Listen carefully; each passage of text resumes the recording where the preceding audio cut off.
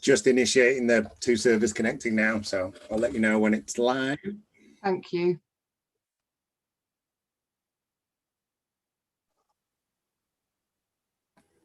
Yep, that is live now.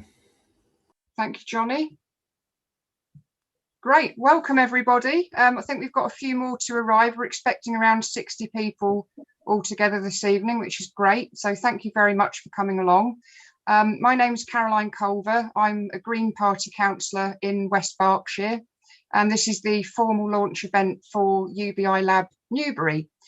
We are the 34th lab to be established, and this is a global network, and we're really, really pleased to be involved in this. I'm very grateful this evening that we have the support of Johnny and James from the National Lab. We were formed back in December, and we proposed a motion to West Berkshire Council in Newbury, and were unfortunately unsuccessful in that attempt, but we will continue with those endeavours.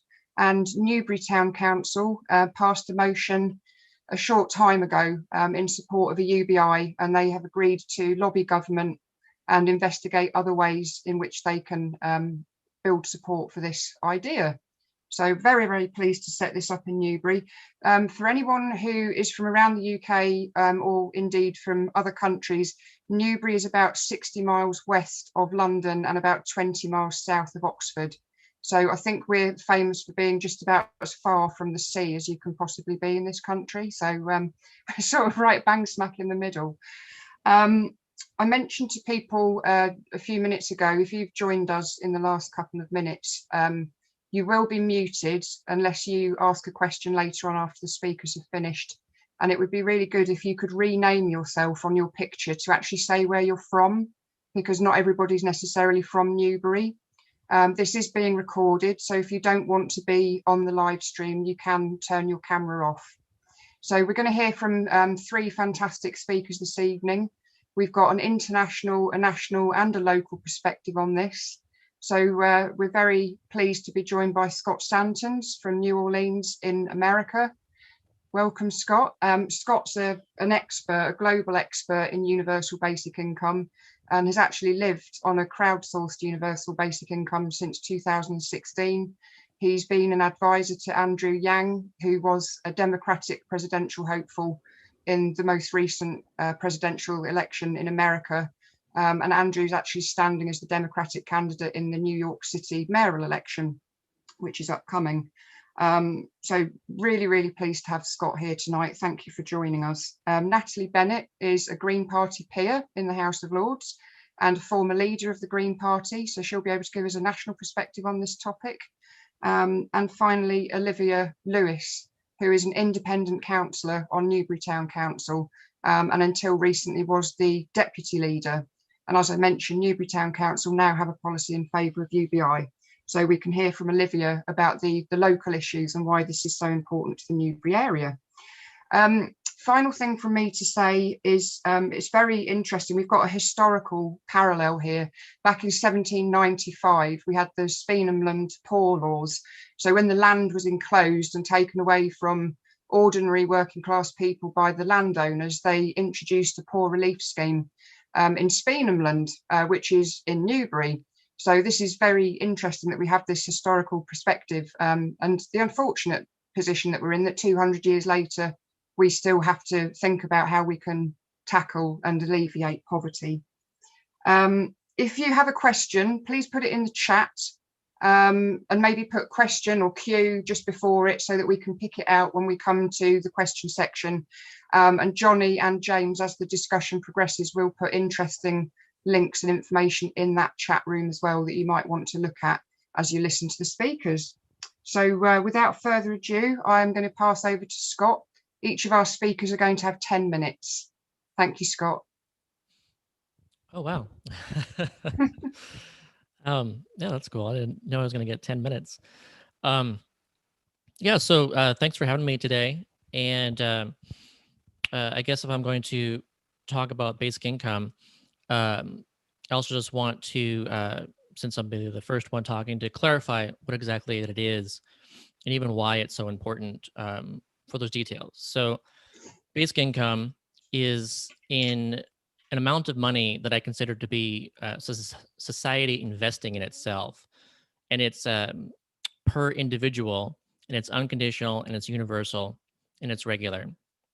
So the importance of each of those details is that this is money, and we're in a monetary system. And so money is what enables everybody to purchase what they need and what they determine to be their own needs. And that's so much more important than, say, at the household level, even deciding what those decisions are for everyone in the household. And also at the state level, deciding what it is that people should get, what it is that they need, and what it is that they don't need. So the individual level is very important.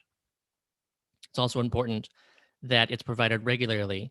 So it's a much different feeling to get an income, say one time, versus knowing that it's always going to be there at the same time, on a monthly basis, weekly basis, biweekly.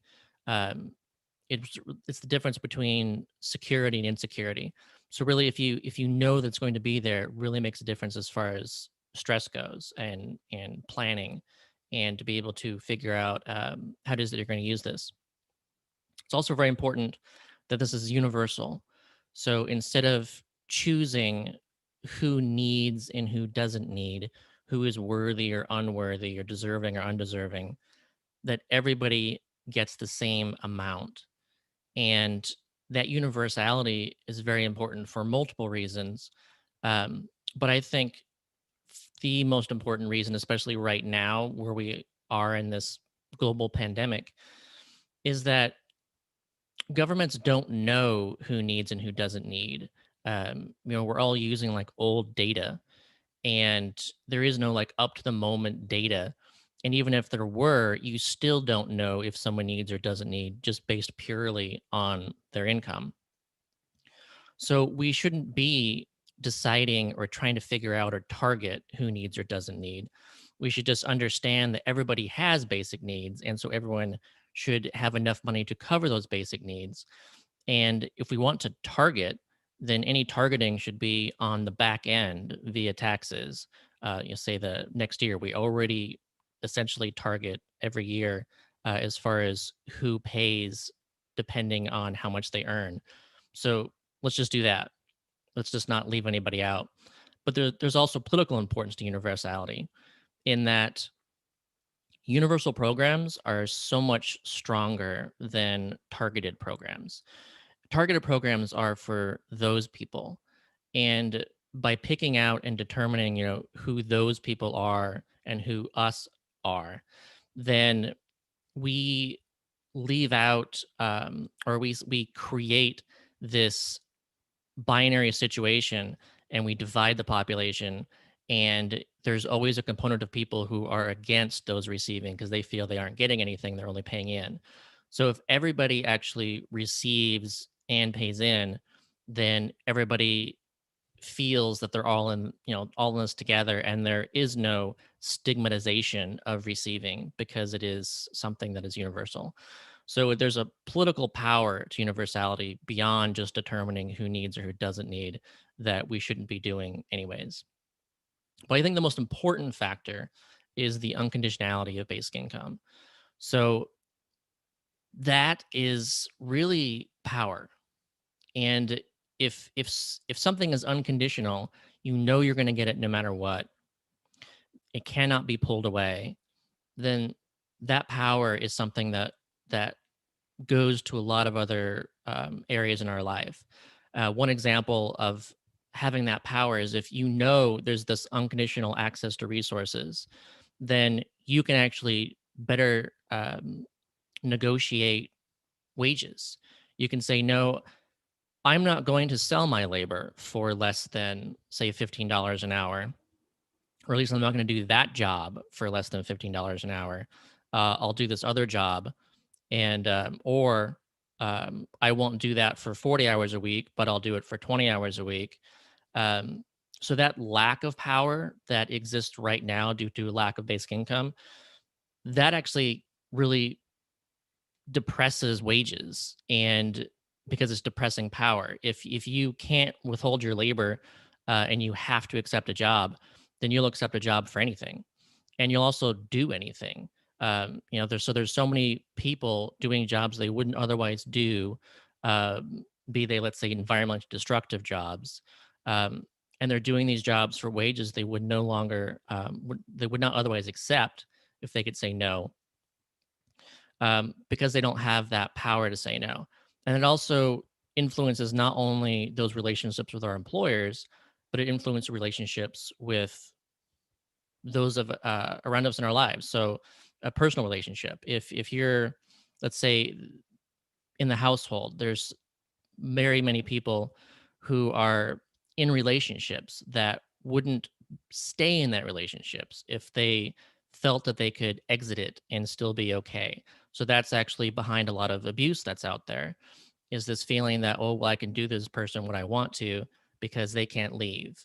And so if you introduce the power to actually leave and choose your relationships, then that's a very powerful thing.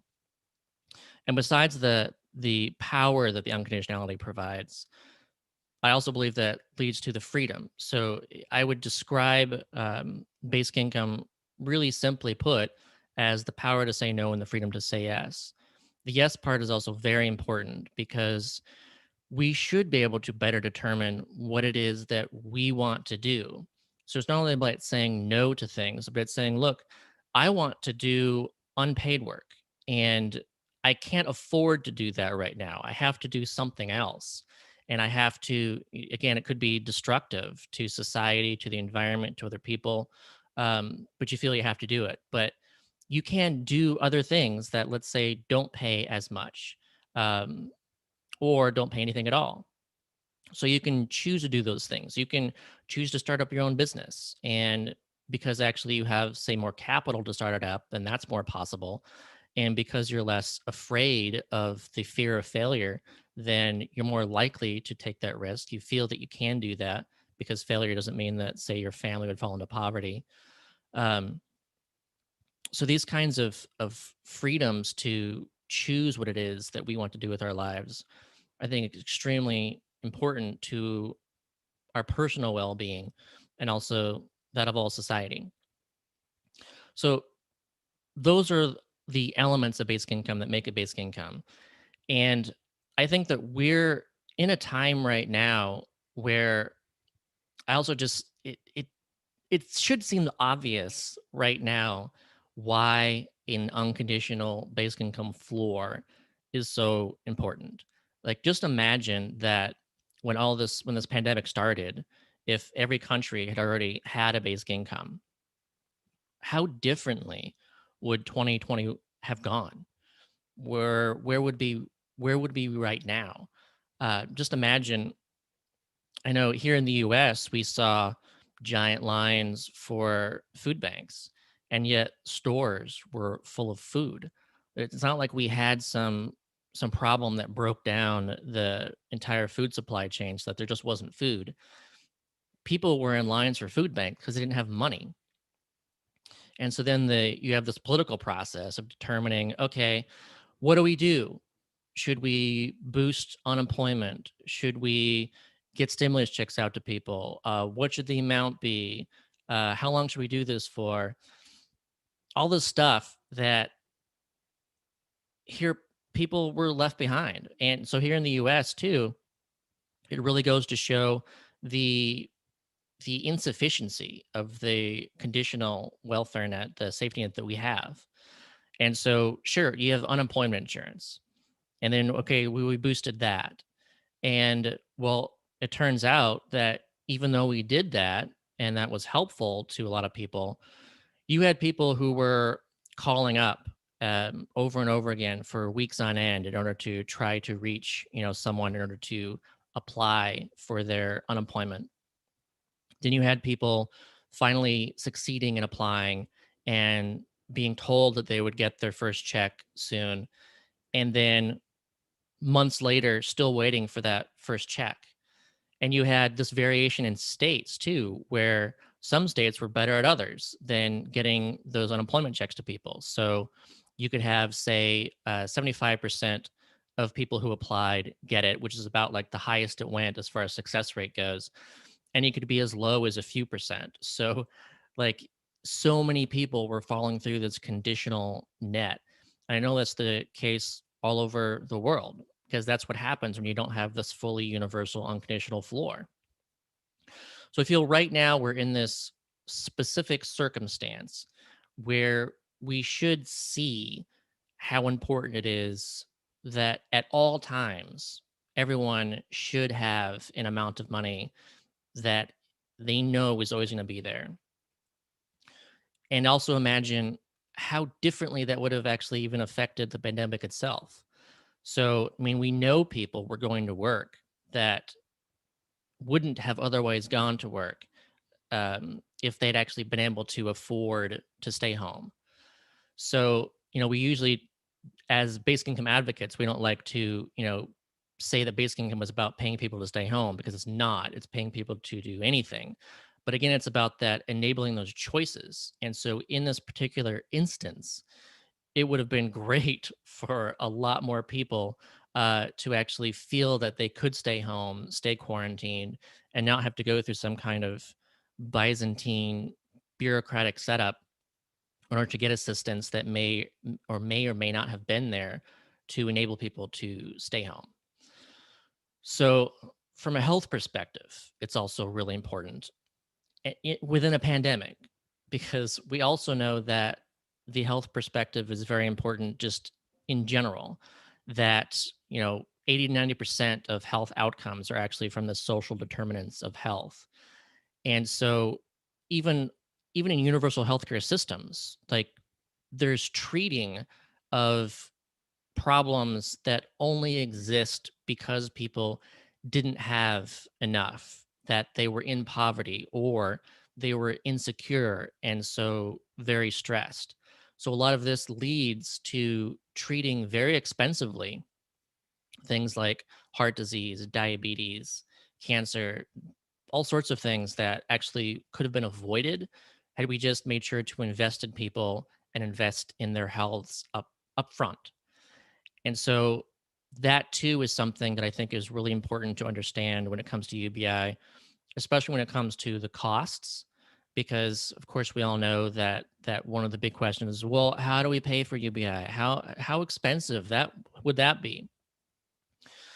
And in doing so, we don't question how expensive it is to not have basic income.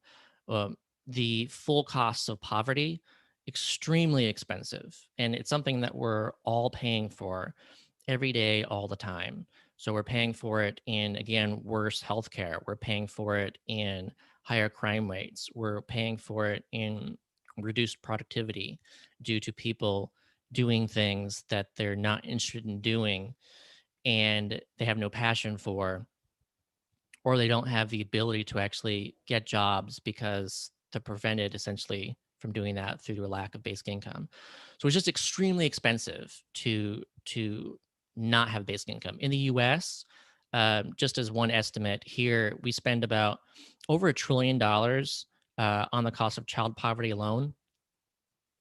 And if we were to introduce a fully universal basic income here in the US of around $1,000 per month, to essentially end poverty based on how we define poverty, then that would cost about $3 trillion.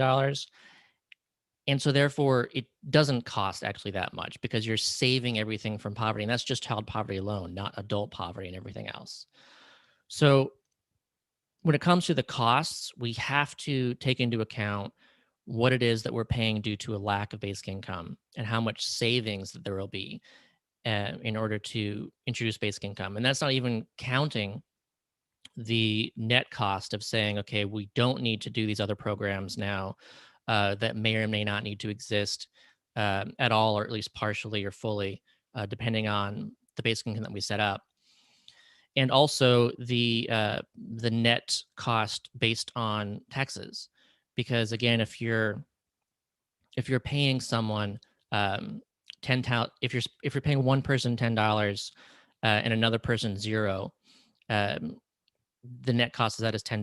But if you provide each person $10 and then raise the taxes of the second person by $10, then that cancels out. So the net cost is just based on the actual distribution minus taxes. So it's just a lot cheaper than people think it is. And just even from, since this is a UK kind of discussion, and also from the US, we know too that as a monetarily sovereign country, we can just get the money out there. Like, it's not that we have to tax first in order to get the basic income out. We can actually just get it out there. And we've seen that here in the US, even with each of our stimulus checks going out, we just keep doing, well, let's do another trillion, let's do a couple trillion. Like, there's nothing stopping us from doing that. All that matters is the full productive capacity of a country. If they have enough resources, the technology, the people, everything to actually meet people's basic needs. And we do. Like, poverty as we know it around the world is constructed by a lack of legal access to resources. And that goes back to the, I think is the really strong argument for basic income too, from Thomas Paine's perspective, which is that when we created civilization, and essentially, and we created private property, we excluded people from what was commonly owned. And so we actually, by creating civilization, leaving a lot of people much better off, we actually left some people worse off, because prior to that, people could actually access the land for free. They could work the land for free. They could, hunt and forage for food.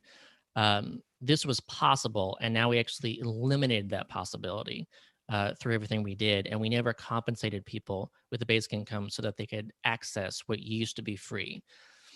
And Scott, I think that's, sorry, are you able to sum up now? Sorry, I've been very ill-disciplined and I've allowed you 13 minutes so far. Okay. Yeah. Okay. Thank you. Yeah. So I'll just end on saying that based on that kind of cost argument of human life, it's interesting to me that we're the only species on Earth that has to pay to live here. We're all born without any choice, and every other animal doesn't have to pay to live here, but we do. We set it up that way.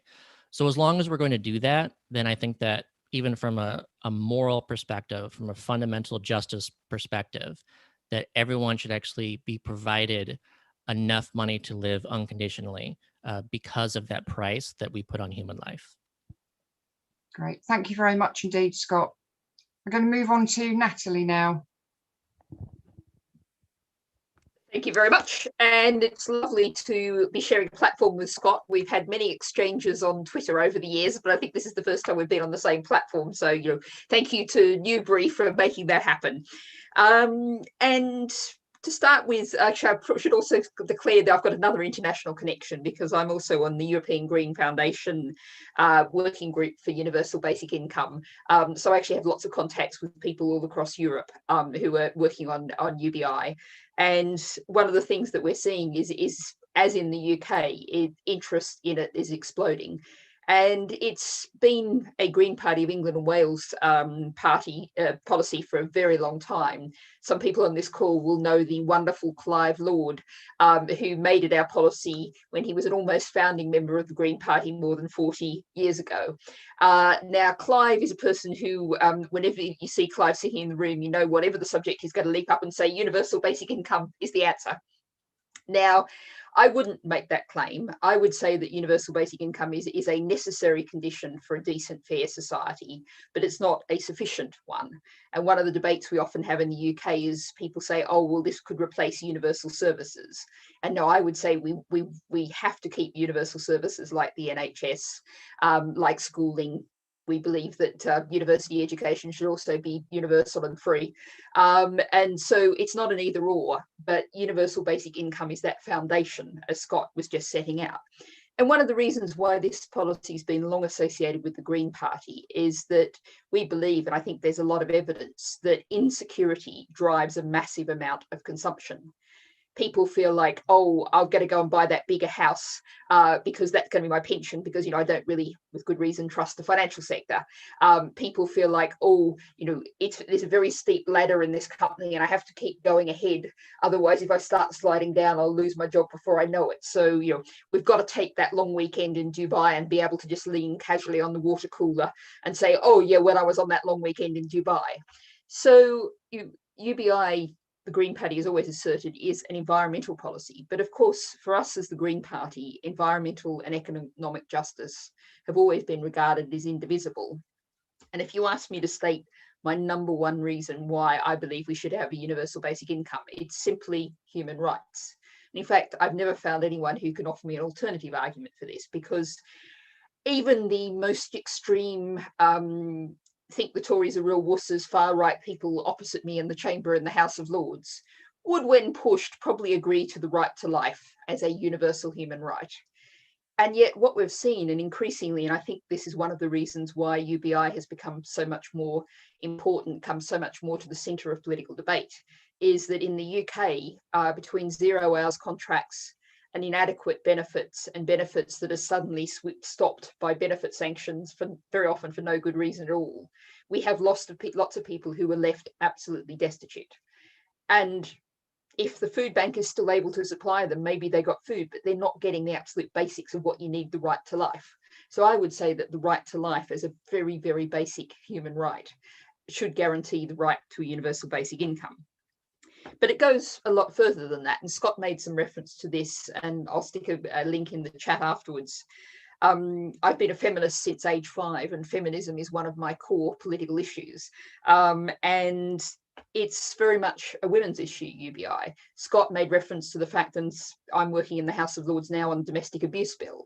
And there's a lot of reference to how the way universal credit is played on a household basis, how much damage that's doing to trap people in relationships, how difficult that is. If you have a UBI, you've got that income as right. And of course, also, women have very often had much more caring responsibilities, many more community responsibilities.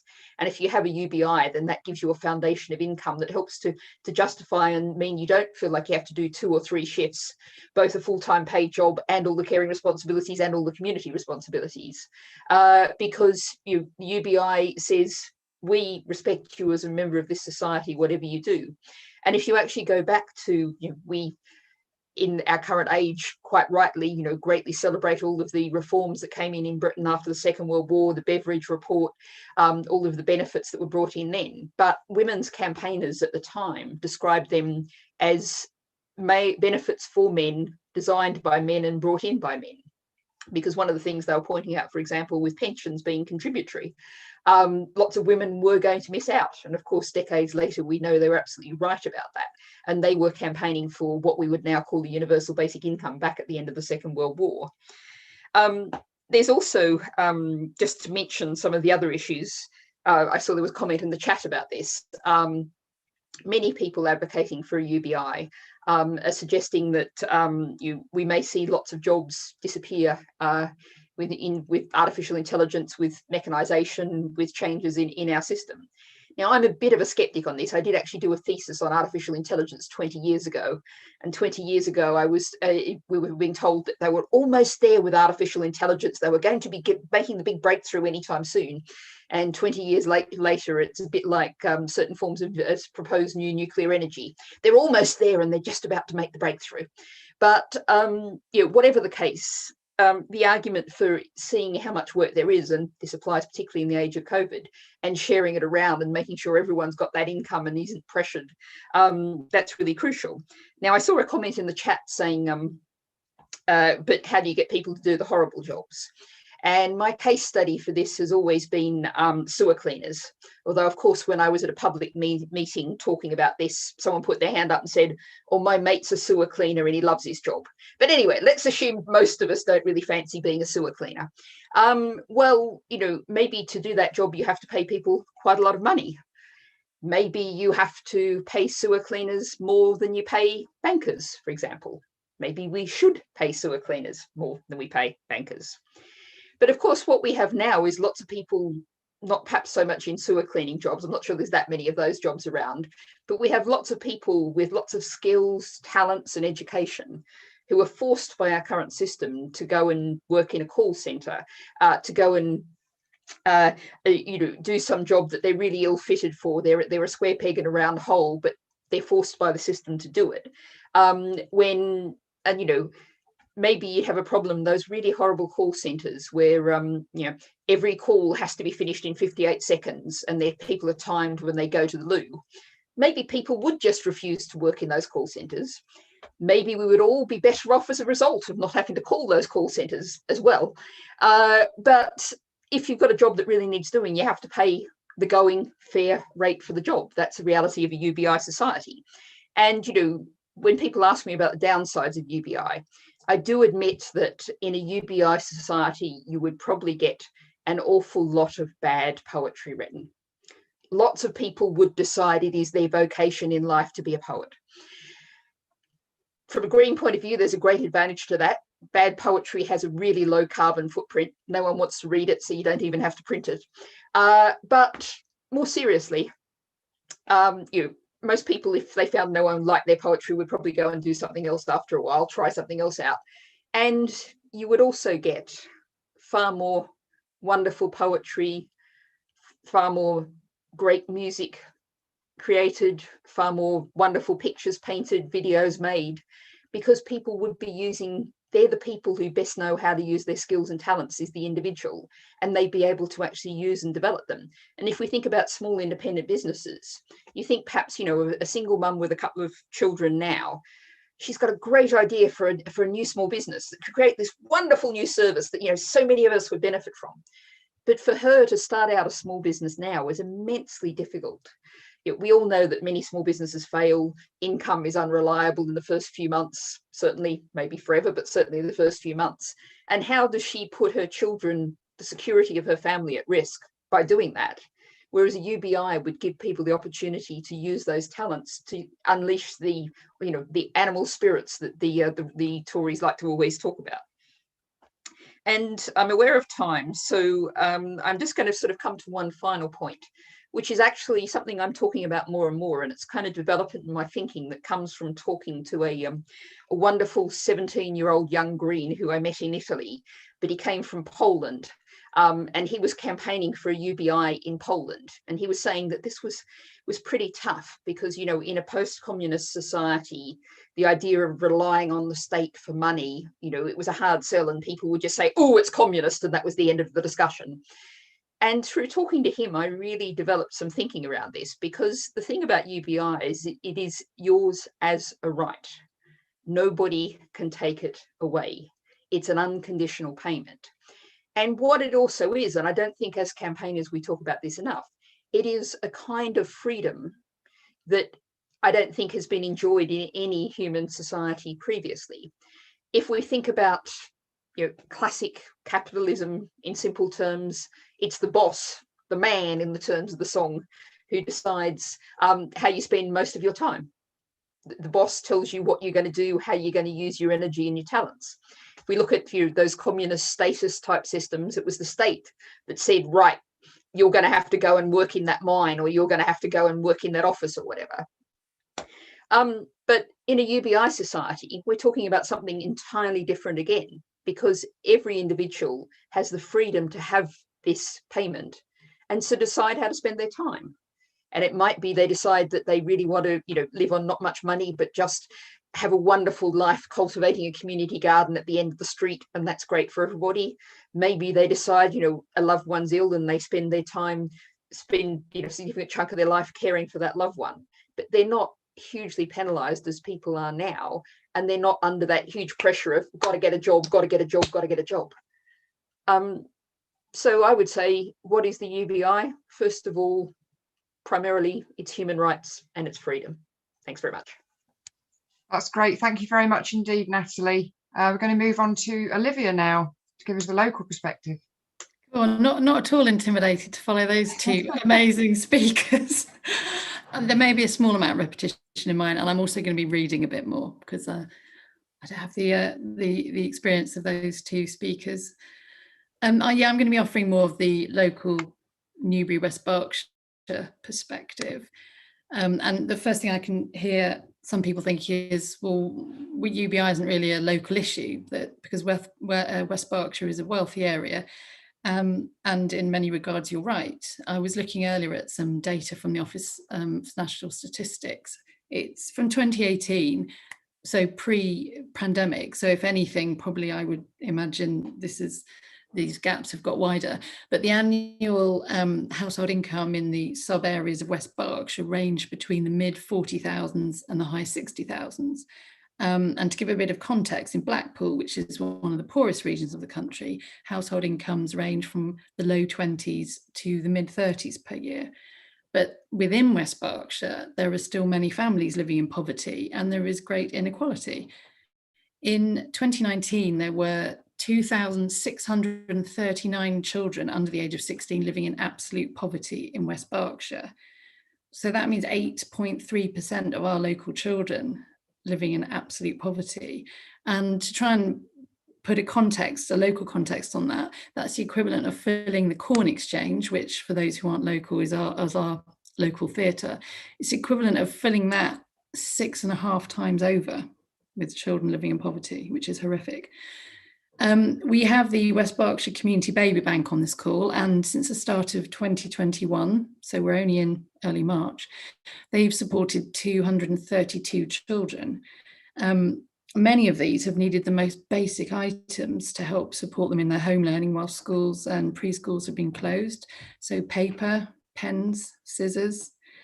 The National Education Union states that poverty has a significant impact on the educational experiences and attainment of many children in the UK. So meaning from the get-go, these children are at a great disadvantage. And the West Berkshire Community Baby Bank is just one of the forms of local support. So, for example, school support officers are helping a lot of families living in dire situations. Many of the items necessary to keep your children safe at home are out of the financial reach of these families. So good quality duvets, bed sheets, safety gates and high chairs. And I was also horrified to find out that carpet is not a standard provision as part of a social tenancy. So that means there are families locally where babies are learning to crawl across bare concrete. Just can you imagine having to put your baby in that position? The local food bank has been incredibly busy. So the past year, they've been distributing about 1,400 food parcels a month. In 2019, a UK-wide report by the Trussell Trust found that ill health is a common experience amongst households using food banks. 3/4 report that someone in the household has a health issue. Poor mental health, including depression, stress and anxiety, is the most common health issue, affecting slightly over half, with 1/4 reporting having a member with a long-term physical condition or an illness, and over 1/3 having someone whose daily activities are limited a lot due to health issues. And these are also going to be self-perpetuating. If you have a mental illness, having to use a food bank is not exactly going to help your anxiety and depression. The mental health toll can be further exacerbated by the fact that Healthy Start vouchers can't be used online, only in person. So you have to go to the supermarket to choose the food, and then you have to hand over the voucher at the till to be verified, which can be incredibly embarrassing for some people. The cost of baby formula is also an enormous burden. I know tend to steer clear of this topic because I know there are a lot of very strong views on it. But as someone who struggled for 5 pretty awful weeks with a plethora of issues before stopping breastfeeding, the reality is it just doesn't work for some people. Plus, it shouldn't be a decision imposed upon you by your financial situation. Child poverty in most countries is essentially the result of misplaced resources, broadly defined, and in the UK it's between areas and it's across generations as well, largely.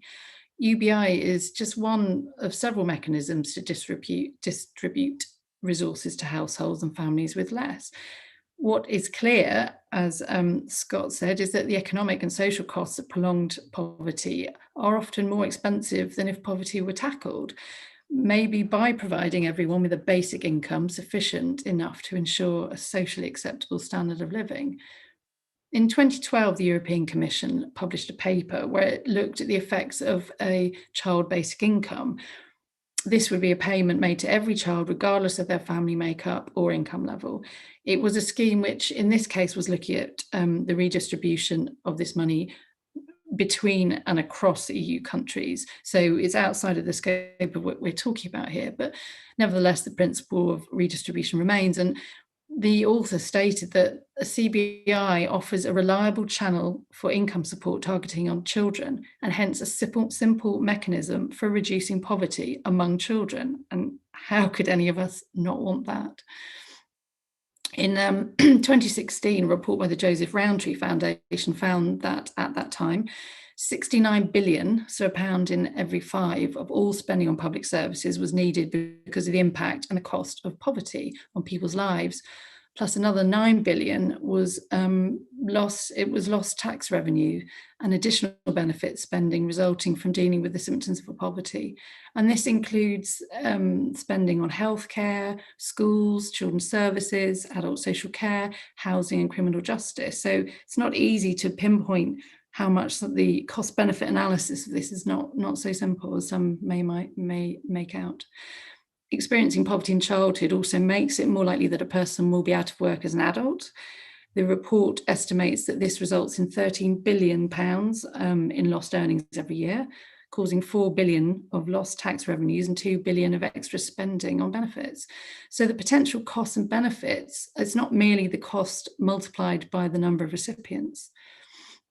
Julia Unwin, who's the chief executive of the Joseph Rowntree Foundation, said, "It is unacceptable that in the 21st century, so many of our country are being held back by poverty. But poverty doesn't just hold individuals back, it holds back our economy too. Poverty wastes people's potential, depriving our society of the skills and the talents of those who have valuable contributions to make. This drags down the productivity of our economy, hinders economic growth, and reduces the tax revenue." So going back to what I started with, yes, we do indeed live in a prosperous area, but there are pockets of deprivation all around us. And whilst UBI would not magically resolve it, it would at least mean that each and every one of us could afford to heat our homes and to fill our bellies. And surely that's got to be a good start. Thank you. Wonderful. Thank you very much indeed for that, Olivia. Right, so we shall move on to some questions now. I see there's a few that have been posted in the chat, so I will read those out and then invite the speakers to answer them. I don't know whether every speaker wants to answer each question. It may be that one person can give an answer, but I'll leave that up to you. So we have a question from Tom Tunney here, who asks, how do you set the level of UBI given the cost of living vary so wildly across the country? Natalie, I don't know if you want to begin by answering that one. Okay, well, I'll answer that from specifically British perspective, because there are some slightly weird situations in Britain that may not apply in other places. And we have a huge problem that the cost of housing in Britain varies enormously across the country in a way that's, I don't really know about America, but certainly compared to the rest of Europe is really atypical. So what we actually did, we've done in successive Green Party manifestos 2015, 2019, is we kept housing benefit, which is not quite the pure UBI, because that would also cover housing costs. But just because we're in this strange situation, you know, our aim would be to gradually level up across the country and eventually be to able to see housing become much cheaper and to be rolled into the UBI. We dealt with that. In terms of the your other costs around the country, I don't think the differential is so great, but of course there is a differential. And one of the things that I think we haven't really explored enough as a UBI is the potential of part of a regional policy. Because if you think of some parts of the country that are really cheap to live in the UK, like Hull, Wigan, South Wales valleys, some very deprived part of the country tend to be the cheapest places to live in. And it's possible to imagine, we've seen this happen to some degree anyway. Lots of artists, this is what happens in London. Lots of artists get pushed out of more expensive areas and move into cheaper areas. And so what you could actually see is at the moment, those cheaper areas tend to be much older. They tend to have very few graduates in them. They've got lots of disadvantages. if you have people who want to, pursue their craft, get a small business started, if they move around the country and rebalance, then actually a UBI could be partly of that. The government talks about levelling up. I like to talk about spreading out. We need to spread prosperity around the country to everybody. We don't want to all end up like London and the southeast. And what I would say, obviously in Newbury, that's not your situation. But the imbalance of the country, regional disparities in the UK is a real problem. And it's not good for Newbury to be suffering, from the really high costs, because lots of people crowding into the southeast because that's where the jobs are, that's where the money is. A balanced economy across the whole country would be good for Newbury, just as it would be good for Hull or the Welsh Valleys. Yeah. I just want to mention too, because it's just really interesting to see this actually play out.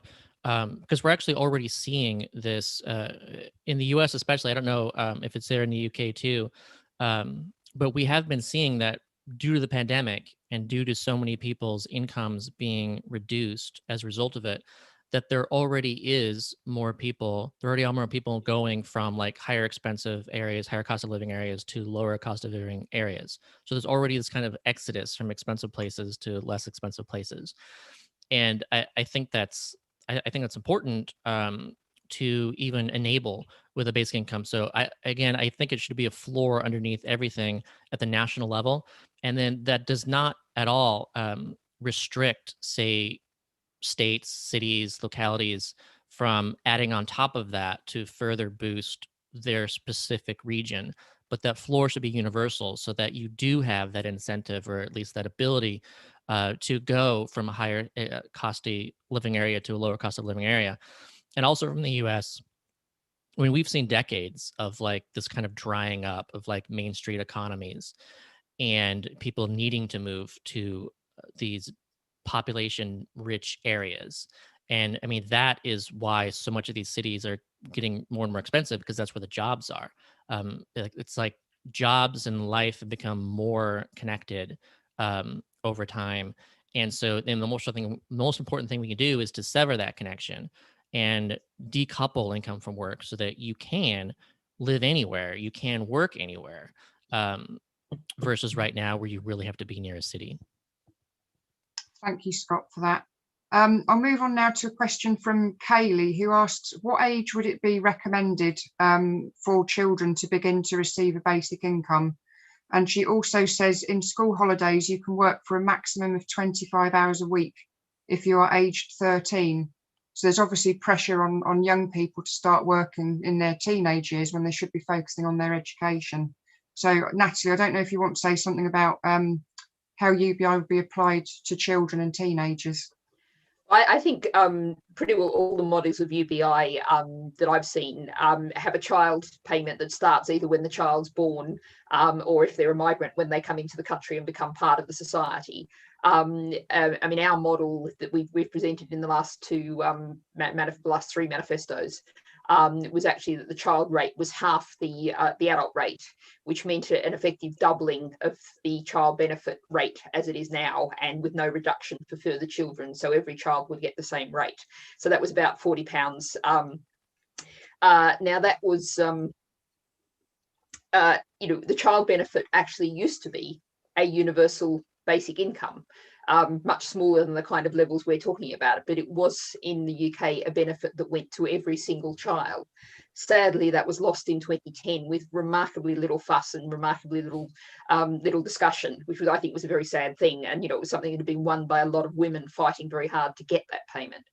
But if you look at the other end of life, I mean, one of the interesting things is the case study that I learnt from going to the BN Basic Income Earth Network conference in Finland, was New Zealand has at the other end of life has a pension that's utterly non-contributory that goes to every person who reaches pension age, and that is apparently set at a really decent level, far higher than our level in real terms of living compared to living costs. And the interesting thing about New Zealand has had some very, very neoliberal right-wing governments, and they've never been game to attack it. And it addresses what Scott was talking about, that if you have this benefit that goes to everybody, it's universal, then it's in everyone's interest to keep it. And so you've got a real political force there. And sometimes I've occasionally been asked, but what do you do, if you, how do you stop a UBI being stopped or stop its value being eroded? And if it's something that goes to everybody, you've got a really powerful political force there to defend it. Thank you very much, Natalie. Scott, do you have anything that you want to add to that, or Olivia? Yeah, I just think like on a kind of it's interesting detail level that I get asked like occasionally, where it's like, okay, so let's say you're getting your child component, and then let's say you become an adult at 18, and so that's when you get the full amount. But then like what happens if, say, you're 16 years old, and let's say you leave the house, you're on your own, or maybe you were kicked out of the house, or maybe you feel that you should be considered a fully legal adult on your own. Then it's interesting to say, well, okay, at that point, if you're 16, at least you should be able to fight in the courts to get the amount that's going to we're going to your parents or whatever, to go to you instead. But also there's an argument to be made, well, because you're supposed to get this as an adult, and essentially I'm an adult now, then maybe I can start getting that now, the adult amount. But it's interesting because it's your right. It's supposed to be yours as the child component. It's like the basic income for kids. It's still going. It's for you as a kid. It's just going through your parents, and instead of it saying it's only for your parents. So yeah, it'll be interesting to see kind of the legal cases that come as a result of that. But I think it's easier to claim that is something that's yours, versus right now, of course, when there is nothing that's yours. So if you're 16 years old and you're out on your own, there is nothing, and at least there's be actually something as a right. Great, thank you very much, Scott. I've got a question here from Graham Story for Natalie. Has the Green Party published their tax proposals underpinning UBI? The Carl Vida Press paper indicates a net cost of 67 billion in the UK, which would require a rework of personal and business tax. Yes, we published both proposals in 2015 and 2019, and they were actually somewhat different, reflecting the different political circumstances of the time. In 2015, we were particularly focused on taxing multinational companies and rich individuals. And, I won't get sidetracked into a whole discussion about that, but, that is something that is perfectly possible. The first requirement to actually get rich individuals and multinational companies to pay their taxes is to have a government that actually wants to make rich individuals and multinational companies pay their taxes. So that was how we looked at a lot of the funding coming. So it was very much an equalising equality kind of issue. We came at that in a slightly different way in 2019, with the climate emergency becoming so much more pressing and so little progress having been made. We funded a significant part of it through carbon taxes. And you might recall this was the time of the Gilets jaunes protests in France, which were kicked off by both rising fuel duties, the carbon tax, but also the cuts in taxes of the wealthy. And so this was essentially, in carbon terms, a carbon tax and dividend scheme whereby the price went on carbon. That made some things more expensive, which of course is more difficult for some of the poor. But if the money from the carbon tax goes into giving everyone a universal basic income, then people can see the trade-off, can see the benefit. So I think there's lots of different ways of funding it. It's perfectly fundable. We've seen, if we look at what's happened, with the banks and indeed with COVID, oddly enough, when the government really needs to find money, it does, and money can be found. The will is there. There are lots of different models out there and lots of ways of showing. And in rough terms, usually what you do is about half of the cost actually comes from saving existing benefits. And also, I see there's been some discussion in the chat about how cheap UBI is to administer compared to if you think about universal credit, or if you think about job seekers allowance. All of that form filling in, all of that form checking, all of those interviews, all of those making people justify getting some kind of benefit have massive costs. And if you take those costs away, they can actually go into the benefit. Great, thank you, Natalie. Scott, do you have anything to add to that? Yeah, I would just also emphasize again that so any cost analysis, when it's looking at net costs, needs to also again include some analysis of the costs of poverty that you would be saving. It needs to analyze what it is that you're currently spending in other ways because of the lack of it. And then it also needs to take into account the economic growth potential of the amount of money being spent into the economy that people are receiving it.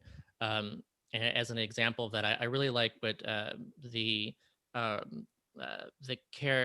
report that came out of Canada recently, and they looked at the economic growth potential of doing a basic income in Canada, and they found that basically it pays for itself because you know that if you get money into people's hands, they're going to spend it. There's higher economic multipliers for the bottom and middle versus the top. You know that there's going to be a stimulus effect on GDP from all the spending. And so that has to be incorporated into this cost argument. And you also, it's interesting because conservatives make that argument all the time. They say, oh, if you cut taxes, then it really pays for itself because people have more money and then they'll spend it. So it's just interesting to me to see like conservatives say that tax cuts are effectively pay for itself, but a basic income won't pay for itself when both actually increase your ability to spend money. Right, thank Yeah, you, Scott. Caroline, can I just Yes, please do, Olivia. Yeah. I think that's what I find frustrating about discussions around something like this, and especially in an age where so much takes place over Twitter, and we sort of encourage to have these really binary views. And this is a more complex area.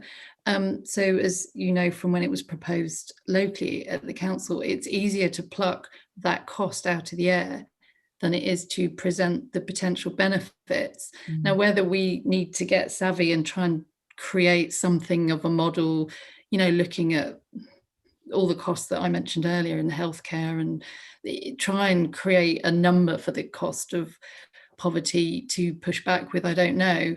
But it does require more nuance than just saying this is the cost, full stop, as everyone's been saying. If I can just jump in, I noticed that I've lost it now, but the James Locke from UBI Lab Network Sheffield has put a link in from a Joseph Rowntree Foundation report, the annual cost of poverty in the UK, 78 billion. That's about the cost of a UBI. Yeah. Thank you for that, Natalie. And Eric Pattenden has asked a very similar question, so I hope you'll forgive me if I pass over that one, Eric, because we've talked a bit about how we can win the argument about costs. I can see you there if you want to nod. Is that okay? Yeah, okay. We'll come back if there's anything else that isn't answered. Antoinette Solero asks, what can we do to encourage unions to get involved in the national debate about UBI? Scott, do you have any experience of that in America, getting the unions involved? Yeah. So a couple things, and again, it goes back to the bargaining power discussion, and where if you have the power to say no, which is essentially strike power, then you have the ability to withhold your labor until your conditions are met. And so unions that actually care about improving the incomes and powers of workers should be really interested in that. And if they aren't, then I just don't think they aren't truly for workers, or at least not realizing the power that basic income would have for them, because basic income would actually enhance the power of unions. If the only power right now is through collective bargaining, but UBI introduces individual bargaining. And so it's interesting when you've seen the analogy with a stick versus a bundle of sticks when it comes to unions. So if you have a stick, it's easily breakable. If you bundle them together, you can't break it. And so they say that's how to imagine a union. Well, with UBI, imagine like a steel rod. And so on one steel rod, you're not going to break. It's very difficult. It's very strong. But if you have a bundle of steel rods, then that's really difficult to break. And that's essentially what UBI would do for unions. Not only would it introduce individual bargaining power, which would increase collective bargaining power, but it would also effectively function as a universal strike fund, so that right now unions have to make sure that they have enough money in order to fund some kind of strike action. And then their hope is, let's say, okay, we can pay for this amount of strike pay for 6 months. And so we have to make sure that we can get this new deal done within 6 months because we can't strike for longer than that.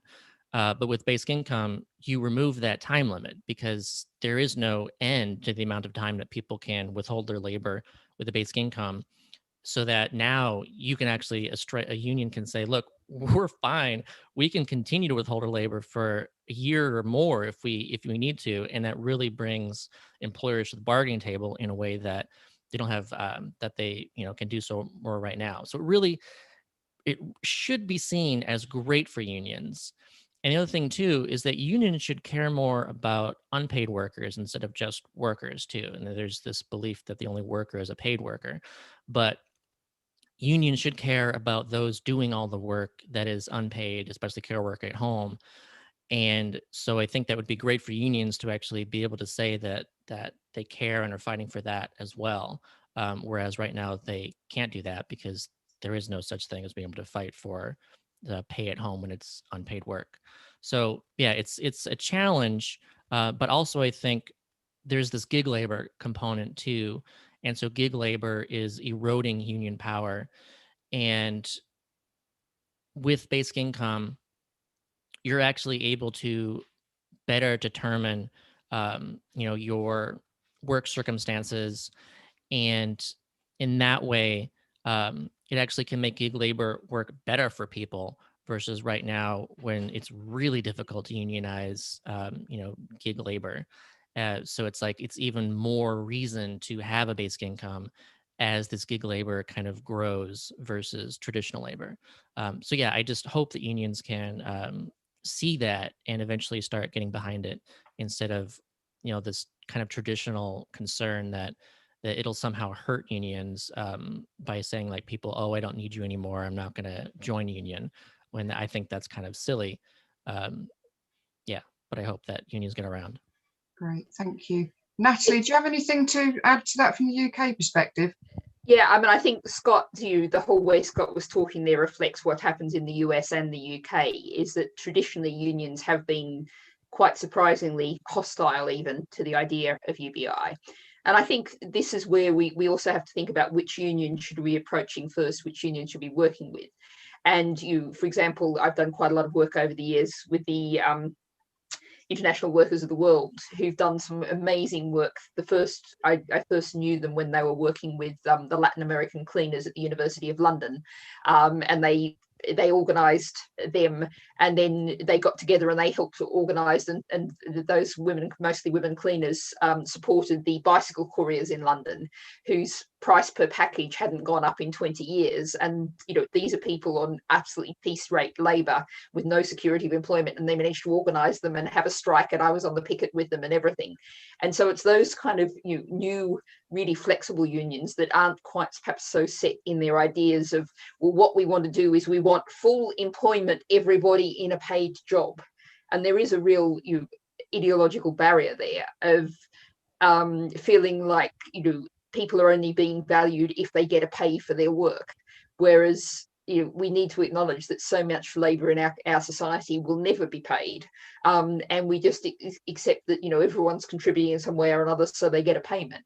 But I think it's a matter of perhaps reaching out to some of the more unconventional unions, particularly the female-dominated unions, who will see very much the feminist case, and will have workers who very often have been in and out of employment, rather than that traditional sort of 40 years and then you get the gold watch kind of employment. So approaching unions, working with unions like that, but also making the arguments that Scott made that I think are very powerful, that if you want to go on strike, what you actually have is a ready-made strike fund sitting there to support people and keep them going. Right. Yeah, so one more thing I want to add too is the power for a general strike that UBI makes possible. And there's always calls, oh, we should do a general strike. Like that's where we really get the government to listen to us. And it's just really hard to do a general strike. But UBI, I think, makes that possible to a degree that's never been seen before. Great, thank you very much for that. Liz Bell asks, would UBI replace state pensions? I don't know, Scott, has that been part of the debate in America? Yeah, so I don't think that it should. Obviously, there's it's a debate to be had, but I don't think that that's something that should be done. If at like at best, I think that, again, because UBI is a floor, and I think that, it makes sense to have some kind of retirement age where there's some kind of boost to that. So you can either have like an additional boost to that to replace whatever pensions are in place, or you could just have the existing pensions in place. Or you can also look at, well, the existing pensions, maybe depending on their size right now, you could say that they could be a little bit smaller because they're stacking on top of the basic income. So potentially there's that possibility. But in general, I think that whatever senior pensions exist should be additional to the UBI instead of some kind of, either or. Right, thank you. I mean, our model has always been that essentially it does replace the pension, but there's just as there's a child rate, there's a pensioner rate, and so what you're doing is you're taking away any kind of contributory element to the pension. You're just saying you turn 65 or whatever, you get the pensioner rate of, we call it a citizen's pension, and we had it set that I think is a very good standard as principle, set at a level so that no pensioner was living in poverty. And I would say that's a basic requirement for any civilized society, that anyone who's retired, who by kind of definition is not going to be able to do paid work, or is not going to be expected to do paid work, that they should get enough money of income as right to ensure that they're not in poverty. And if you set it at that level, whether you actually say, okay, you turn that age and we now call it a pension instead of a pension, a UBI or whatever, the name's really irrelevant. The idea is you keep that universal benefit and you lift it up to a level reflecting the fact that you're assuming the person isn't working. Right, thank you, Natalie. Kat from Wantage asks about, there's lots of resolutions and declarations being made at local levels at the moment in support of a UBI, but how do we join that up and turn it into a national campaign and get the government to adopt this as a policy? Natalie, do you want to start on that one? Yeah, well, I think, I mean, it is, I think, a national campaign. I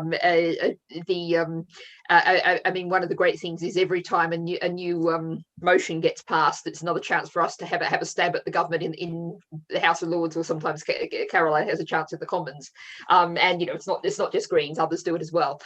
So, for example, this week the timing was nice. London, which has been the largest city in the world to call for a UBI trial, it happened about an hour before I was on a question about homelessness, and I got a wonderful gift from Lord True, who let's say Lord True definitely belongs to the UKIP wing of the Conservative Party. So Lord True and I have had our moments, but he gave me quite a gift when he said, I asked him about would they back the London trial, and he said, "Oh, that's blue sky thinking." And I went, "Yes, exactly." Wonderful. So this is all about momentum. It's all about information, public information, discussion, learning. Being able to answer all these questions tonight is a great way of, and we've had people from Newbury, but also people around the country. It's all spreading. So it's all part of a national campaign, an international, a global campaign. So it's not an either or. I think you operate at all levels. Right. I'd also say that it's like a feedback loop, so that there's each kind of local thing adds to the momentum for the national thing. But I think also the growth of the national thing and the local thing encourages local governments to consider what they're doing through a basic income lens. So like here in the US, we had our Black Lives Matter movement that was born, and they were talking about, defund the police. And, that was about reallocating funds for the police.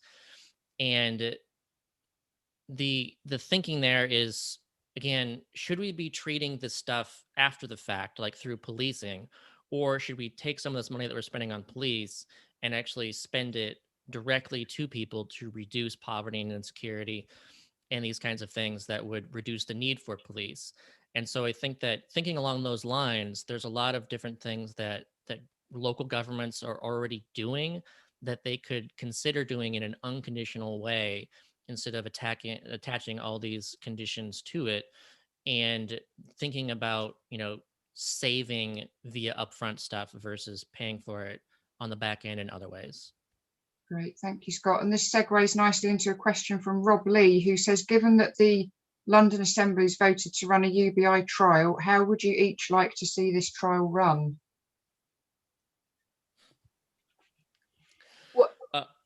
Okay. Go on, Scott. No, sorry, go on.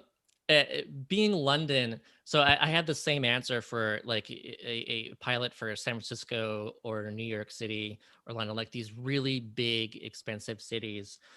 I would love to see some kind of like land value tax test be a part of it, and say like, look, because we know that there's a massive amount of value in the land here, and that people are treating it as investments, and it's pushing up the cost of housing there. If you introduce a land value tax and actually do that as like a pilot for to like fund the basic income at the level there, it would even be possible to do like a really large, pilot. And of course, I would even prefer not even doing a pilot, but just doing it. But you could just do this for a couple of years to show that this is possible, and that way you could have like a really like full London-wide floor set to some amount, instead of doing like the traditional, let's do like, a couple hundred people, maybe 1,000 people or something, but actually just do something fully universal. I'm really interested in some city being the first city to do a fully universal thing instead of doing a targeted thing. Natalie. I mean, when you're talking about trials, one of my first things, the points I want to make is that let's make sure this is a trial heading towards implementation, not a trial instead of implementation. It's a classic politician thing to go, oh, we'll have a trial, so we've done something and I'll be out of office before we've finished the trial and all of this comes up again and it's not my problem. People may know that in Scotland, the Royal Society of Arts led a project. They spent 2 years working out how they could design a trial in Edinburgh, Glasgow, and a couple of rural areas of Scotland. That was actually, again, another grassroots up effort where the 4 local areas said they wanted to try it. So one of the things I do is have a look at all the work the RSA has done, particularly for Edinburgh and Glasgow, which are rough comparisons for London. The challenge is in somewhere like London is, it's a huge place. It's going to be hard to get the kind of benefits that we've seen in trials from places where they've been concentrated in little local areas, and you get the whole community effect. That if you have a whole, even quite small community, and this has been some of the Global South trials have shown this very well, if you have a whole small community, a village, that suddenly no one in that village is in poverty, and people have, just a very modest amount, but people have a little bit of money in their pocket, and you have huge multiplier effects of that village suddenly being lifted out of poverty. Now that would be hard to demonstrate in London. I mean, one of the things that I'd like to see even on a really small scale was I was in Glasgow, this wonderful place called Galgale, which is a place that does woodworking with people with drug and alcohol and mental health issues. And they were saying, oh, pick us, do a trial with us. And, you could even do a really interesting trial with, some groups of organizations like that, both the volunteers, the workers, and the clients of those organizations, and see what, obviously that's not like a sample across the whole country, but that would be one way that you could really, demonstrate the positive impacts on some very disadvantaged communities. That would be a way of doing it. So, there's no perfect solution. There's lots of different models around the world. I mean, I think Scott's probably better at this than I am, but I think we're well into defining it fairly broadly. Many schools of various kinds of pilots around the world. One of the interesting ones I saw was somewhere in America, where they basically gave disadvantaged women who were pregnant a UBI for a year. And that had massive impacts into, they were particularly looking at health impacts there and well-being impacts that made massive impacts. So there's so many different things you could do. But for London, I would really have a look at what the RSA said for Glasgow and Edinburgh and start from there. Great, thank you, Natalie. Olivia, you mentioned about the number of people living in poverty in Newbury. Do you have any thoughts on how we might be able to run a trial locally? I don't want to put you on the spot and expect a sort of costed paper. No, well, I mean, this is where I would defer to people with much more expertise, but where we have communities where there are the pockets of deprivation. I mean, I don't know what Natalie and Scott think, but do you implement it across that community? Because the individuals are going to see a greater benefit from it immediately than if you choose a part of the community where the wealth is greater, or are you losing that sort of the interactions between different levels of income having it? But I would say, I mean, you know, I obviously don't know Newbury in any detail at all beyond a very broad stereotype. But I know I've visited lots of communities that are basically wealthy, but also have a lot of poverty. I can think of going to the food bank in Winchester, for example, which is probably, on terms of deprivation and poverty levels, has some kind of similarity. I think the practical reality of what you would probably do, assuming you have, you know, it's difficult to have enough money to give it to everybody in Newbury. That would be a fairly expensive scheme, but it's possible to imagine, you know, even if you picked out, you know, people who were going to the food bank and you wanted to run a trial, you know, even a trial to the most disadvantaged people, obviously that's not the same. And it's not going to, say, address, you know, some of the gender issues we were talking about, you know, the woman who's trapped, perhaps, you know, in what looks like a fairly wealthy household, but she actually has no access to the income from that household and she's trapped in a coercive relationship. You're not going to get it that way. But the practical realities of a trial, you know, somewhere like Newbury, I'd be tempted to see, because you'd see I'm confident you see so many well-being benefits. You'd see such enormous benefits very quickly. So if you had to choose and make a call, that would be kind of where I'd be heading instinctively. Can I come back, because what Natalie just said, and also just something I think I spotted in the comments, is the attitudinal barriers where, I mean, I know when it was mentioned before in council, there was immediately this rush by some to go for the sort of feckless poor, and if you give them free money, they will just drink it or whatever. And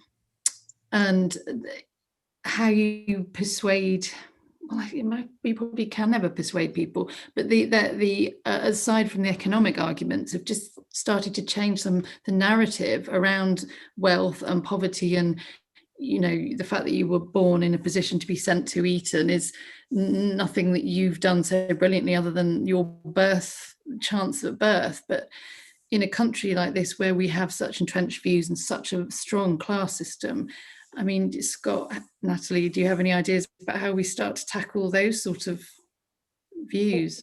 One of the things that you addressing those kind of people, you can say, is, you know, the trials that show people, actually most people work more when they're receiving a UBI, but also we haven't talked about very much about the way it eliminates benefit traps. And our current system is strongly discouraging from people to work. If you are on universal credit or job seekers, you're supposed to declare if you earn more than £5. And so, you know, if your mate suddenly says to you, oh, you know, I need a hand on the stall, on my market stall on Saturday, do you want to come and do 6 hours work? You either do that on the black or you declare it and find yourself, you know, suddenly all of your benefits get written off, the universal credit goes haywire, you're stuck, you know, going to the food bank with no benefits before you even know it. Our current system is extremely strongly discouraging to work. And yet one of the things we know is that actually, you know, people who are a long way from the job market in the terminology of these things, if they can start to do a little bit of work, that opens the door, gives them the experience, gets them to know some people. So, you know, this actually would tackle the benefit traps that, you know, universal credit, if anything, made even worse than it was before. And it encourages work. And the other thing also to say is in Finland, I was talking to some social workers who work with people with drug and alcohol and mental health issues. And they were saying, we spend, even in Finland, we think of it as the most wonderful, amazing system. We spend 70 to 80% of our time helping our clients get the money they need to survive, navigate the benefit system. If we didn't have to do that, we, skilled, experienced, trained social workers could have spent 100% of our time helping our clients, helping them to find a way through, helping them to find a training course, find a way forward. So, lots of efforts that now go into all of those gatekeeping, all of those paid people who are paid by the state to overcome the gatekeepers, they can all actually go into productive, useful work, helping people get their lives on track where that's necessary. Great, thank you. I've got a question here from Tim Hall, who says, as employers may not need to pay so much in wages, it would increase profits, and I assume corporation tax could go up to capture the benefit. Maybe Scott could comment on this and the role of corporations in tax. Well, so that's looking at basic income as like a wage subsidy, and I don't know about how UK uses wage subsidies right now. Here in the US, we have like a earned income tax credit that functions as a wage subsidy specifically. So on the one hand, too, you could replace existing wage subsidies with a basic income, but also there's two components again to the impact on wages from a basic income. So on the one hand, as Natalie discussed earlier, when it comes to these like dirtier kind of jobs that people look down upon and say you don't want to do that job, like the jobs that have a low demand should actually have to pay more to actually provide the incentive for people to do that job. So on one hand, you'd see a wage increase for certain jobs. And then on the other hand, you could see a wage decrease for jobs that people really want, that because they are considered socially beneficial, they're considered meaningful and purposeful. People would be willing to do that perhaps at less pay. And I think that's a good thing. And also, I don't know about raising taxes on those, especially, I mean, if you're a nonprofit, you're not paying taxes anyways. But I think that if you're looking at where taxes should go, I just think in general, you should be trying to figure out, a more progressive tax, getting that income from the wealthier, from the bigger corporations in ways that actually work, and also involves actually putting resources into the hands of governments that should be making sure that they're already paying and they're currently avoiding, instead of say raising taxes on like, middle size or smaller companies or something. Great. I'm just going to ask one more question, if this is okay. Sorry, can I just comment on that one? Okay. Sorry. I would challenge the idea that UBI is in any way linked to reduced wages. And indeed, one of the practical realities we have to face is there are people right across the political spectrum, including very far to the right, who say, oh, we have a wage subsidy, so then everyone can get paid less. And that's why I say UBI has to be set at a level that it meets people's basic needs. It's not a wage subsidy, and you keep the living wage, in the UK context, the real living wage as calculated by the Living Wage Foundation. Because if you're working full time, your employer should cover enough for you to live on. That's a basic. Now, what that means, of course, is it doesn't make a great deal of UBI doesn't make a great deal of change to your income. And I think we were talking about unions earlier, and I think it's really important to make this point that you're not talking about cutting wages. This doesn't replace wages. This gives everyone the security, and you keep wages still at a real living wage rate. Because if you're doing 40 hours a week in Tesco should pay you enough money to live on.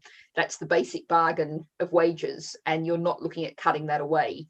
That's essentially what family tax credits and housing benefit the Labor government give when it allowed the minimum wage to fall and topped it up with benefits, and that just fed into the profits, mostly of large multinational companies.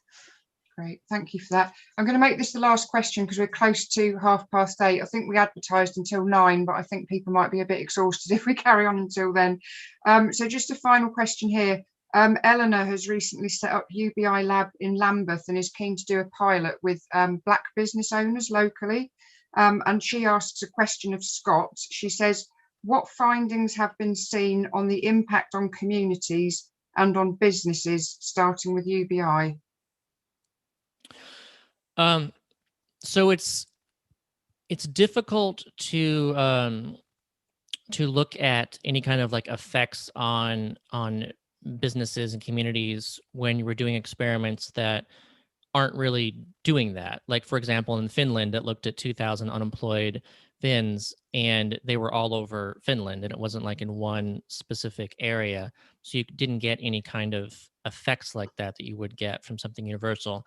So you have to look at experiments that have some component of universality to it. So then I would look at the UBI experiments that were done in like Namibia and India, where like entire villages received it, and also in like Dauphin, Canada, when the entire town essentially got it's a negative income tax variant of basic income. And so in these examples where there was this more universal receipt, such that you could see these kind of effects, the thing that you really see in this is really large increases in entrepreneurship and self-employment. So Namibia, the increase was 301%, And in the India pilot, there was 3 times as much entrepreneurship in the recipient villages than the control villages. And so that's like something that I see in each of these where like, it's like there are so many people out there that have ideas and they would want to do them, but they don't have the capital to do it, or they're afraid of what failure would mean. And basic income enables them to actually start up those businesses. So I think that's one reason why you see such an entrepreneurship increase. But on the other hand, too, again, because everybody in this area is receiving the basic income, then suddenly it creates a lot of customers for whatever businesses started up. So I think that also leads into the success of these businesses, instead of, just say like someone getting a loan and then starting up a business and then it fails because there's no customers, because people don't have money to actually buy the stuff, even though they may have wanted to. So entrepreneurship is definitely a big impact when it comes to these universal kind of examples. But another one is that I find particularly interesting is increases in trust. And so you saw that in a couple of these pilots too.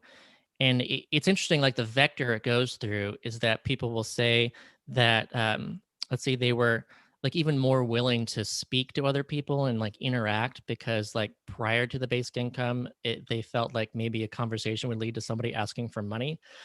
And so then after suddenly everybody has money, then there's a lot more ability for people to work together and engage and discuss, because there's not kind of that barrier that kind of this lack of money creates. And so another component, not only of like greater social cohesion that is found in due to like this increased trust as well, I think is that, you will see people just be more engaged in general, that they can, volunteer more, that they can be engaged citizens, that they can work in volunteer in politics and try to get someone to represent them that they feel would actually represent them. So these kinds of things I think is really interesting. And there's more too. I could talk about this a lot more as far as like the effects observed. I just a couple others, you see reduced crime, you see increased health. But yeah, it's the environment is richer in a universal experiment. And because there's not like this stigmatization, everyone feels they're getting something and everyone actually has something, then you just feel there's a larger impact than you see from the various kind of targeted stuff. Caroline, can I very quickly? Yeah, Olivia, yeah. Oh, sorry, I was just going to say why I think Newbury, it would be so great to have a trial in Newbury, because there are a lot of independent businesses here and a lot of entrepreneurs. And as a fellow feminist, Natalie, I think a lot of these are started by women, because it fits around their other caring commitments, or, I went back to work full time quite recently and your confidence goes. So actually, I think to encourage these local businesses to keep money in the local economy, because a lot of us want to spend locally and support these people, I think it would be a fantastic way to boost that and see even more of these fantastic creative local women, young people across the spectrum be able to bring their ideas to fruition. Great. And just to sort of build on that, and a sort of final point, I think Scott's a great example and case study here, that he lives on a crowd-funded UBI and does full-time politics. One of the things we're talking about a lot is whenever I go to public meetings and schools and everything, I say, one of my top messages is that politics should be what you do, not have done to you. We're talking a lot about participatory democracy in the UK, having things like climate assemblies. There's lots of attempts of encouraging people to get involved. But, in a physical hall, when I go to a meeting like this and you say to the whole room, make politics what you do, not have done to you, do more politics. And most of the room just kind of sinks down quietly and thinks, where am I going to find the time and energy from to do that? Whereas if you've got a UBI, you're creating that space and that time. And we think about, whether they're people who are protesting, who just, at the moment, a few people might, historically, they decided to devote their life to protesting against fracking. Some people are devoting their life now to protesting against HS2. That's very, very hard to do at the moment. But we would have a much more political society in the best possible sense, an engaged, involved, interested democratic society with the UBI. Absolutely. I think that's a particular challenge. Olivia no doubt will agree with me as councillors. The council chambers tend to be fairly elderly, and it's because a lot of people are on a pension, and often a very good pension, because they've worked in highly paid jobs throughout their lives. And to have greater democracy, we need to have a much more varied council chamber, because it will make better decisions at the end of the day if it truly represents everyone in society. I'd just like to invite the speakers now, if you could summarise any final points you'd like to make. And I'm going to be quite strict and give you a minute each, if that's okay. Scott, would you like to go first? Yeah. So I guess I'll just end with an observation from Germany. And so if people aren't familiar, Germany, there's been a group there that's been raffling off basic incomes to hundreds of people over the years, and so they get to live with it for a year. And they've observed something that they call the basic income effect. And it's basically described as people just feel better after they have basic income. So they can't really put their finger on it, but they just feel better. And they simplify this down to, where does that come from? And it basically comes down to that we are all equally worthy of existing, and basic income agrees with that and makes it real. And so as soon as you actually feel that you are as important as everyone else, that we all actually have this right to live and we should have those resources, then everything's just a little bit better. And I think that that's just its own argument that, why can't things be a little bit better? Well, they can. It's just a matter of deciding that it's time to do it. And I think that, the time is right now. Thank you, Scott. Natalie. Building on that perhaps a little is one of my little thought experiments I often run is, what would happen if you put Bill Gates on a desert island? He wouldn't be able to make any money at all, because all of the wealth that's generated in society comes from us collectively, from all of the infrastructure that's been put in place historically, all of the work that our ancestors did, all of the things that have been built up. We all rely on each other to generate that wealth. So what you're doing is you're talking about regarding the nature of society basically as a commons to which everyone has a right to a share.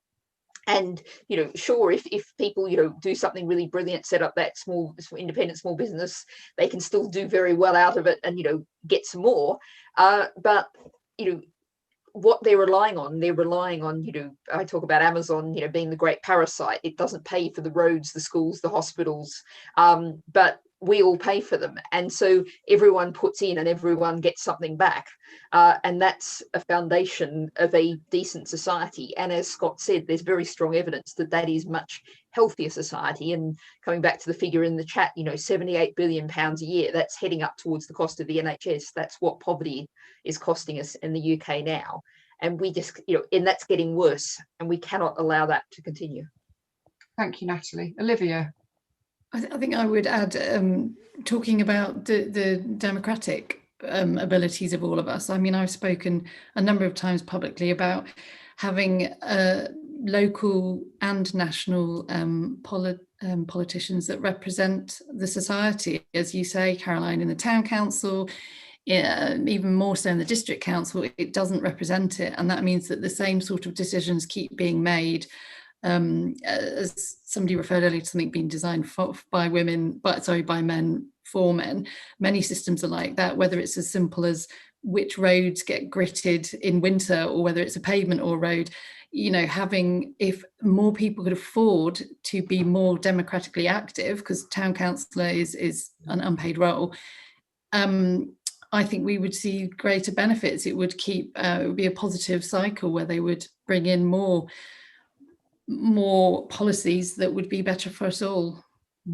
Great, thank you very much indeed. Thank you. I just want to sum up. I'm conscious that with these meetings there's lots of energy and lots of great ideas, and then we all go away and we think about something else. I'm very conscious there's a lot of people who represent different groups here from Newbury, so political parties, unions, the food bank, the baby bank, and so on and so forth. And I think what would be a nice thing to do going forward is maybe to get us together again in the near future and talk about how we can progress this campaign at a local level. So it may be that we can petition the local district council to demonstrate to them the level of support that there is for this initiative, and we can do that online and in person when we're allowed to go out again. Maybe we could set up a small research project locally to think about how a pilot might affect people in Newbury. So if people would be interested in that, I think we have all of your details via Action Network, and we could contact you in that way, if that's okay with you, and maybe set up some kind of steering group if people would be interested in that. And I would also urge you to have a look at the chat. There's lots of links in there, and we are going to cut and paste it and keep that for posterity, because there's been loads of really interesting information posted in there, which you might not have been able to keep up with because you've been listening to the discussion. So I don't know if anyone wants to make any remarks, closing remarks about how we can take this forward in Newbury. Any bright ideas? Brilliant suggestions, Caroline. I think we just have to prove that there is a desire for it, and maybe, I don't know, as you said, crowdfund it or something, so that we can prove the benefits of it. Yeah, I'm happy to volunteer to do a Scott and have a crowd-funded salary. Yeah, I highly recommend it. But it's just having that time, isn't it, to just dedicate yourself to research and activism. Yeah, you know, it shouldn't be a luxury. It should be something available to everybody. Yeah. Any other ideas from our party political friends or union friends? I can see Eleanor's got her hand raised. If you could unmute Eleanor. Thank you.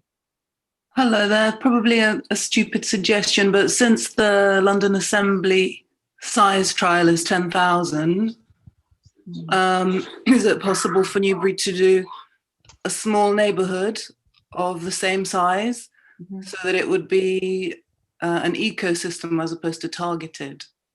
Yeah. Because if 10,000 is possible there, then it's possible. Yeah. Somewhere. Yeah, interesting. Thank you, Eleanor. I can see Eric's hand.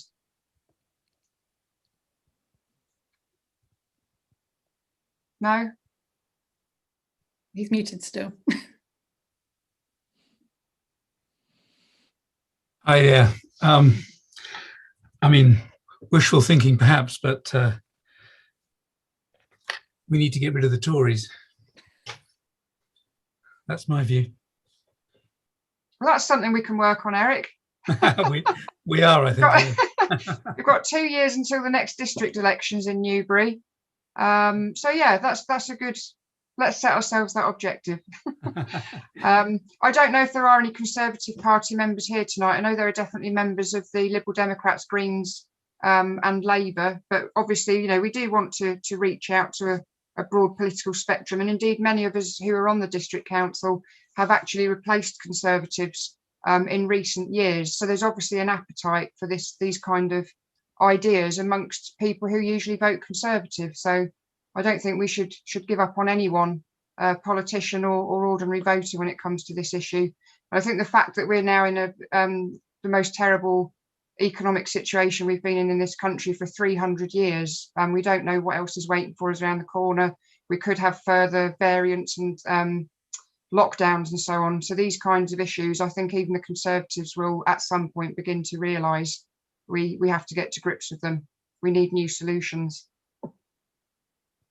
Any other ideas for what we can do in Newbury, or shall we call it a night? No, I'm not sure if I can see everyone, Johnny, on the screen. I think there might be people. Are there people on a second screen? No? Okay. Okay, we're just leaves it for me to say thank you very much indeed to Scott and Natalie and Olivia for joining us this evening and speaking so passionately and eloquently. I know there's been lots of positive comments in the chat about how much people have enjoyed the discussion. So very grateful to you. Best of luck, Scott, with all of your work in America. Let's hope that Andrew gets elected in New York. And best of luck with your work in the House of Lords, Natalie, and also to Olivia in Newbury Town Council. And we will be in touch soon, and we will take this forward locally and see what we can do to do a petition and maybe get a steering group together. And thank you very much to Johnny and James for joining us this evening and helping me out, keep us all in order. And thank you for hosting as well so brilliantly. Well done. Thank you. Great. Thank you very much, everyone. Thank you. Thank you for putting this together and for inviting me. Thank you, Scott. Thanks very much, all. Have Well, a good luck. That's Natalie, your final word. Good luck. Natalie, could you stay on the line, please? Cheers, Yeah. Scott. Bye. Natalie could stay online. That'd be great.